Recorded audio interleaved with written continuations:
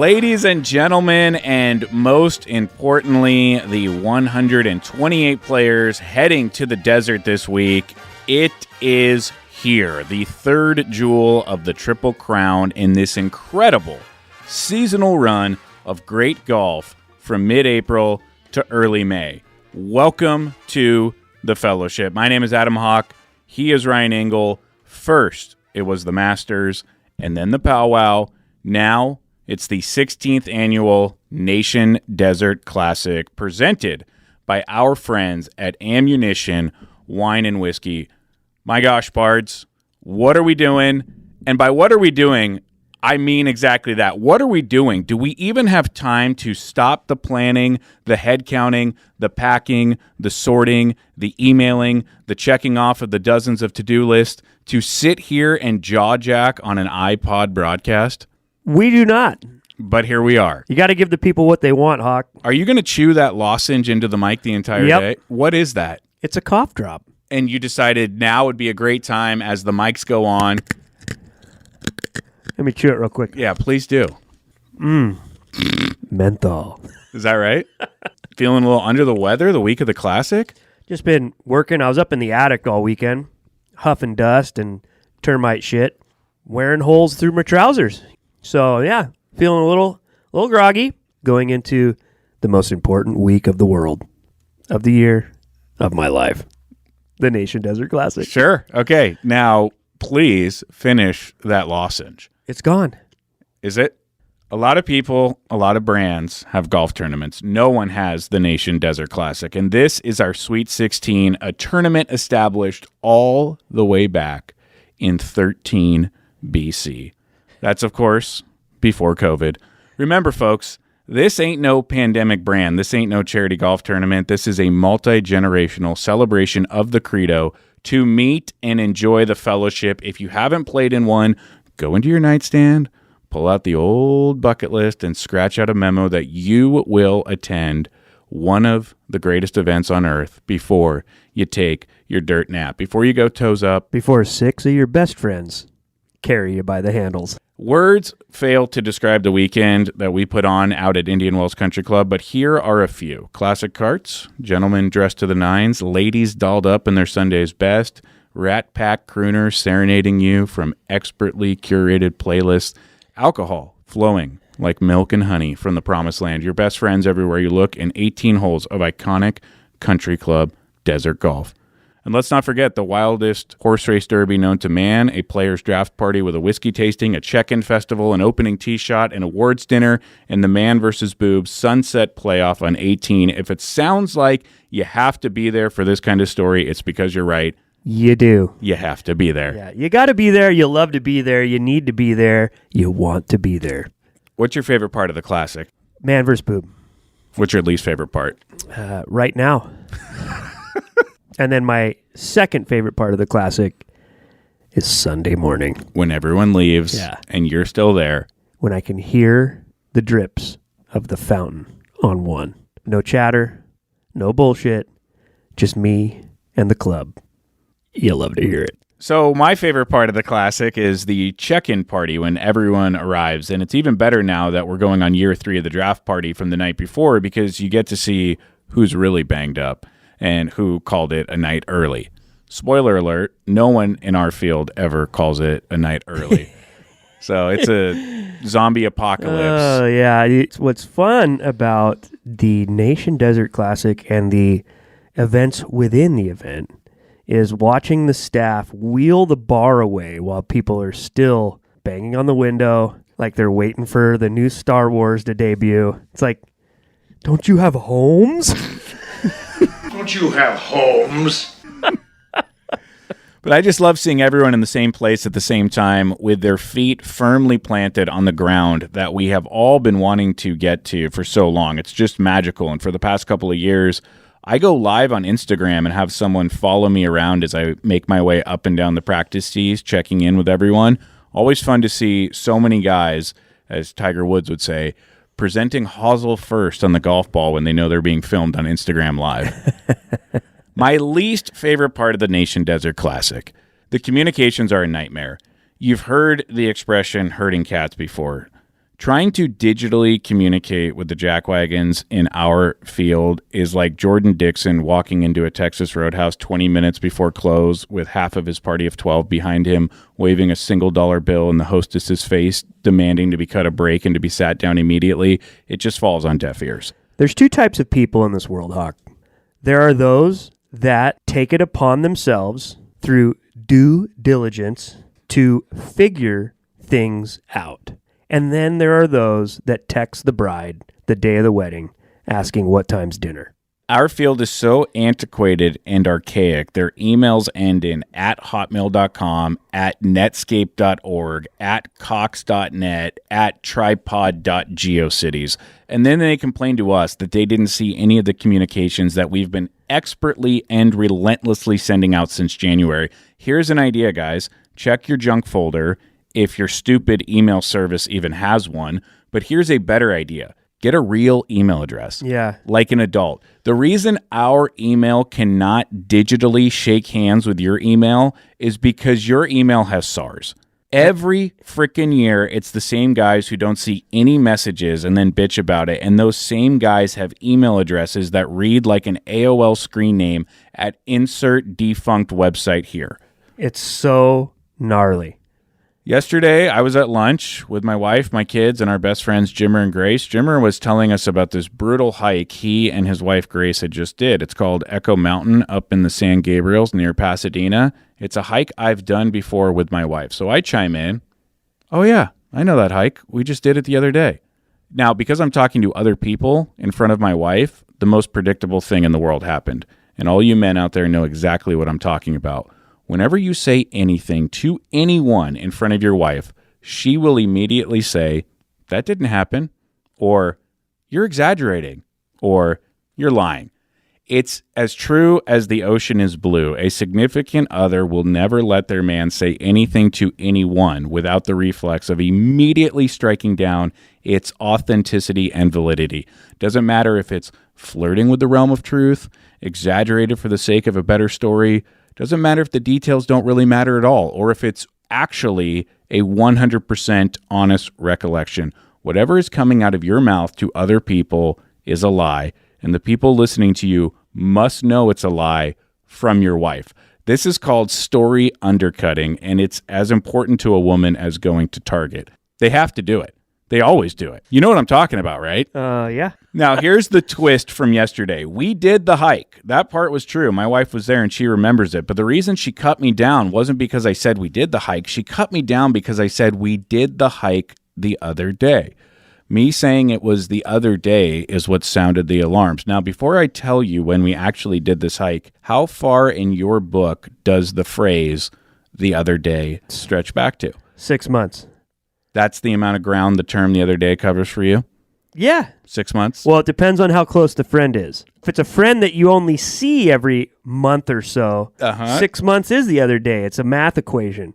If it's someone you see every day, you're like, yeah, I don't know, a few months back we did that hike. But if it's like someone within that 6 month frame you've only seen a few times, that's the other day, dude.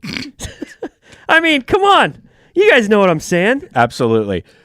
So in all honesty, I couldn't exactly remember when we did the hike. So I looked back in my phone for pictures to see when it was. We did this hike in February. That's the other day. Of 2021. That is a long time ago. 3 years ago. The other day. 3 years ago. I said it on Saturday, and I will say it again right here. We did that hike the other day. Yeah. 2021. Isn't February 21 still the pandemic? Yeah. Rad. Were you hiking in your mask? It was LA, so probably. Probably. Yeah. You have your Vax card in your back pocket, dude? Take it easy. Oh, come on. We can joke about it now.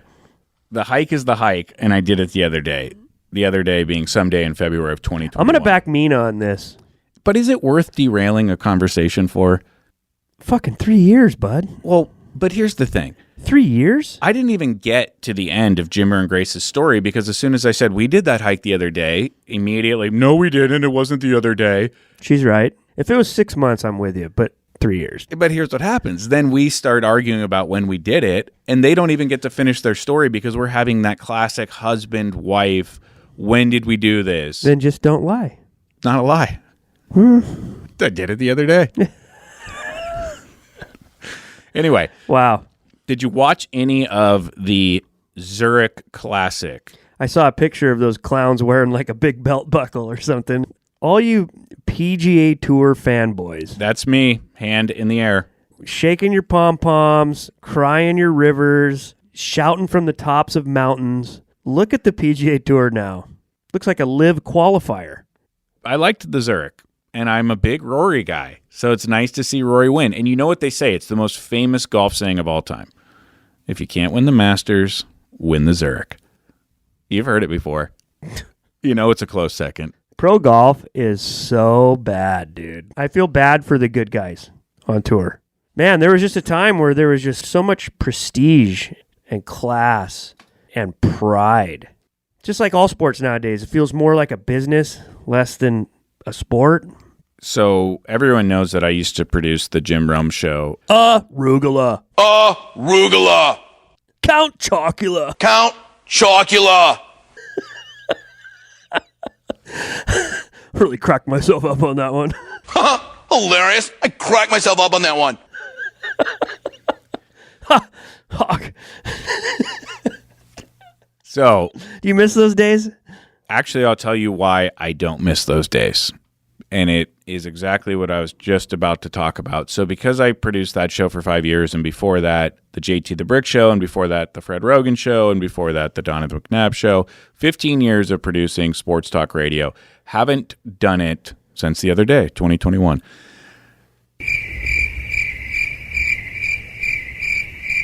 Good one.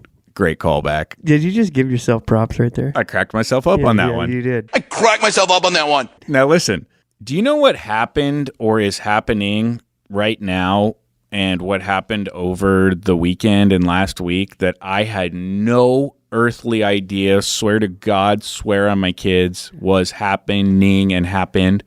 The NFL draft happened. Oh, wow. Didn't know it, didn't see anything until someone tweeted about it.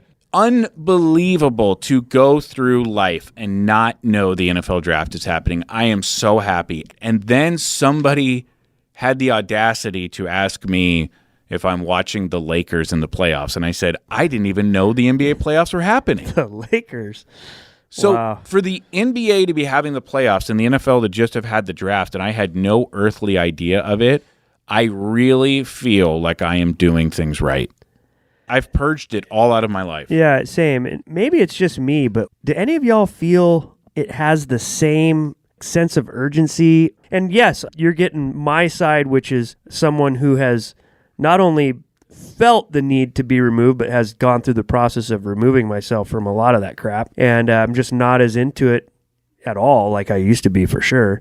It's a super biased take, but I'm wondering if the guys who are still knee deep in it still feel like it's got that sense of urgency like it once had. Such a great question. And I've asked myself that a few times since leaving the sports media business because I think about it all the time. I have it in my mind and in my heart that no one gives a shit anymore. But is that only because I don't give a shit anymore? Am I letting my perspective dictate everyone else's? I think that's what you're asking. Because when I used to live, eat, and breathe this stuff, I had it in my head that everyone else did too. Because that's what I did for work. Those were the people that we talked to on the radio. Those were the tweets that I read. It was my universe. It's no longer my universe. And so now I'm starting to think that it's nobody's universe, right, when I'm probably wrong. But to that sense of urgency that you're talking about, no one can deny that in the age of information where we are constantly on our phones, on our computers, watching 10 different streaming platforms every single night, when people are in our ass all day, every day. And it's got to be watered down, right? It has to be. Right? Has to be. Yeah. The guys who really care about it, if you're being honest, I think you'd say it's a little watered.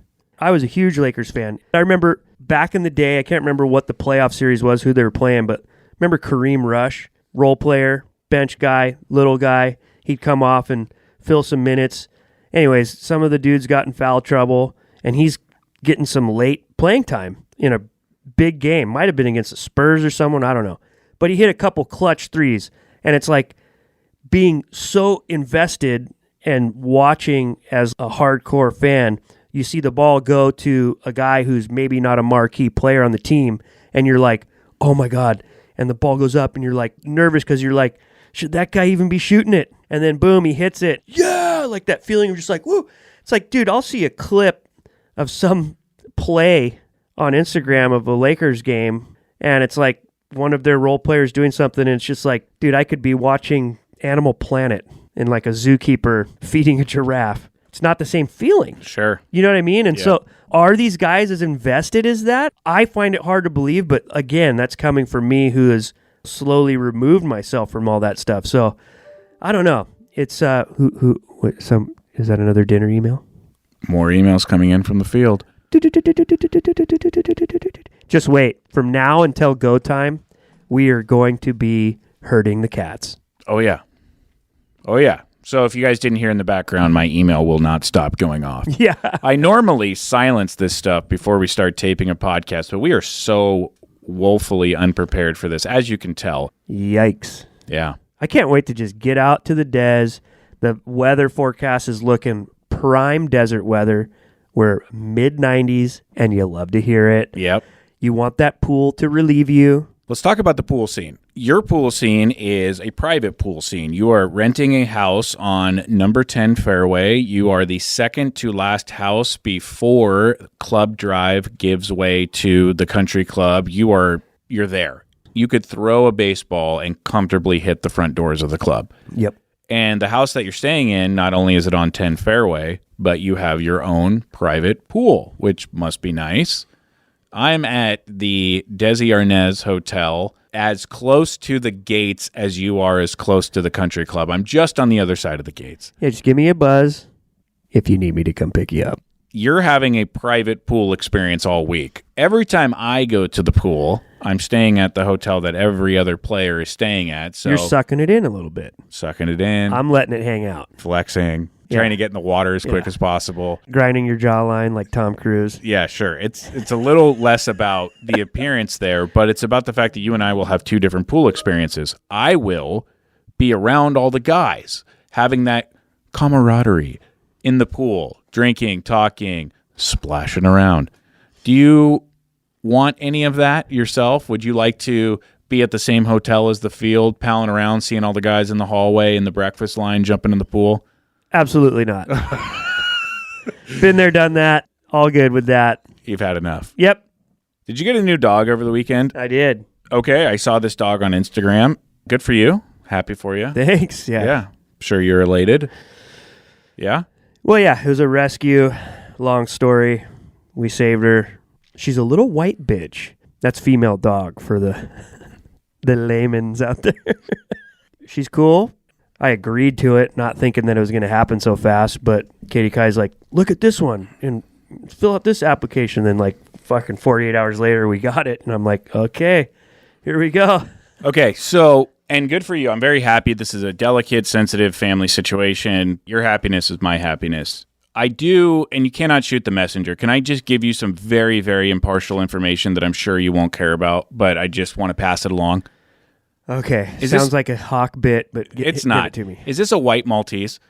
No. What kind of dog is it? It's a mutt, because we were looking for schnauzers, and it's a schnauzer mix. So I think it's schnauzer and some type of terrier. Did you know that those white, fluffy dogs, similar to the one that you just got, and again, don't kill the messenger. I'm just giving you the message. They are the most reviled dogs on the internet. By the internet. What does that mean? The internet makes fun of those dogs. They are referred to, and don't kill me. I'm just the messenger. Okay? Are you getting mad? No, because it's not that dog. Okay. It's white. Is it fluffy? No, I just shaved it. Well, when it has hair. Man, how do I say this? Should I just read it? Yeah. Would you call it a little crusty-eyed white dog that every rich family had growing up? That is the title of the article. I guess, but it's not that dog. Okay. Oh, very good. Very good. I'm glad that's not the dog. I do want to read one paragraph, okay? Because I think you'll find this funny. And if you don't, we'll cut it from the podcast. I don't give a shit, dude. This is on junkie.com. When I say those fluffy white dogs with the crusty eyes, you know the exact dog I'm thinking of, right? The dogs with crispy red stains. You know the ones that every rich girl seemed to own growing up. That was always called Bella or Coco. What's your dog's name? Coco. I love that you're so invested in the internet still. It's almost like you've switched your pro sports fandom into pop culture internet garbage. Sometimes these dogs, and I don't know if this is your dog, look bloodstained. Those dogs are like super tiny. They're like purses. Okay, because those dogs often look like they got into a mouth fight with somebody else and all the blood got around their mouth and no one could wash it out. That's not your dog. I mean, she'll probably have a stained beard because she'll have a schnauzer cut like Arnie. Got it. And the food stains her beard. Is that going to be a problem for you? There's no problem here. Yeah. There's no problem. There's no problem at all. It sounds like you have a problem. I don't have a problem. Yeah. I have zero problem. I can't wait as the time goes on here Yeah. that you become close friends with Coco. And then you're just going to have to swallow all your Reddit searches. Maybe switch to another news provider. Okay, very good. Well, I'm happy for you. Happy for your Yeah, family. it sounds like you're super happy for us. Look, did you see how much I tiptoed around that? Yeah, I don't write the internet. I don't care. You know, you're on Instagram, you see reels. What's in right now are people making fun of the little white dog. And I'm not making fun of the little white dog at all. I'm just here doing a show, okay? Yeah. Some content fell into my lap. I presented it to you. Your whole aura about this is just kind of weird and awkward. Well, look, if I were to show up with a new animal and you're like, hey, can I read you how much the internet doesn't like it? It's kind of like a racist dog take. What? Because you're just like, oh, this dog's white. It must be this Maltese. Here, let me give you this take. My God. I don't know. I mean, it sounds kind of dog racist to me.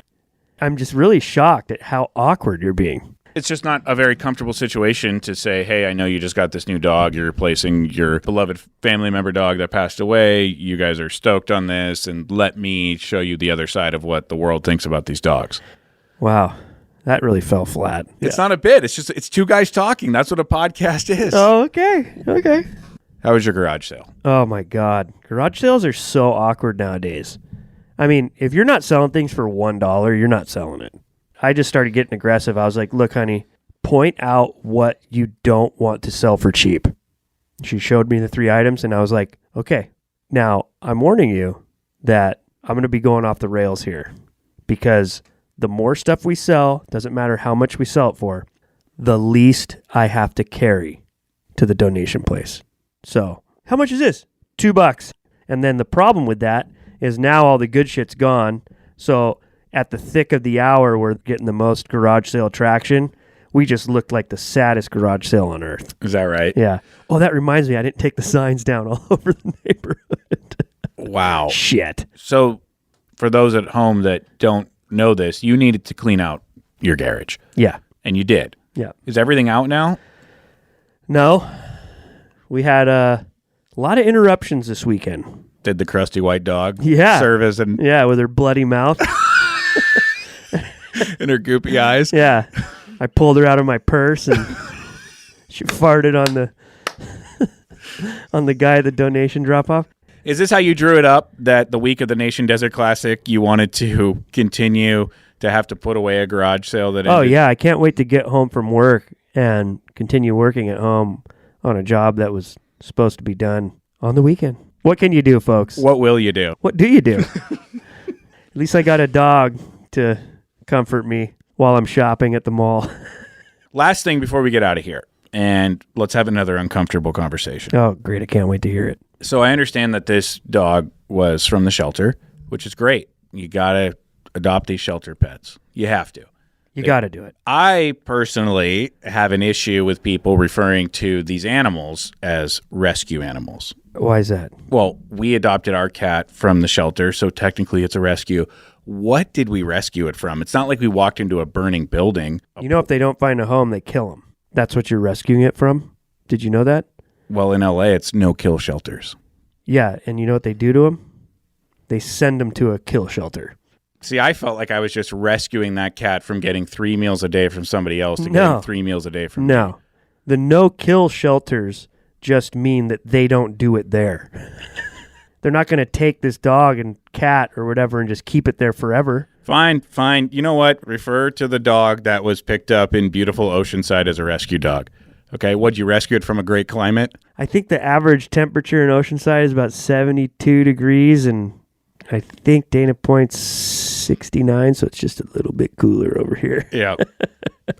I hope that joke landed with some people because I've heard it 15 times over the last 4 years. Listen, just don't do this, all right? You made me take my 26.2 sticker off of my car after I ran the marathon. It was a magnet, I think, right? Yeah. Didn't want to mess up the paint of the white Corolla. I don't want to see any sticker on any family vehicles with a paw print that says who rescued who.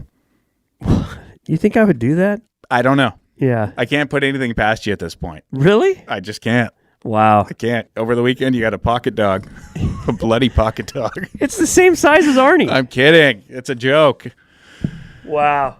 What a pod, eh? What a pod. Yeah, put this in the cylinder file. Just get me out to the fucking desert. Let's go to the Des. I'm sick of this shit. I can't believe we're going to bring this podcasting equipment out there and do a podcast Sunday.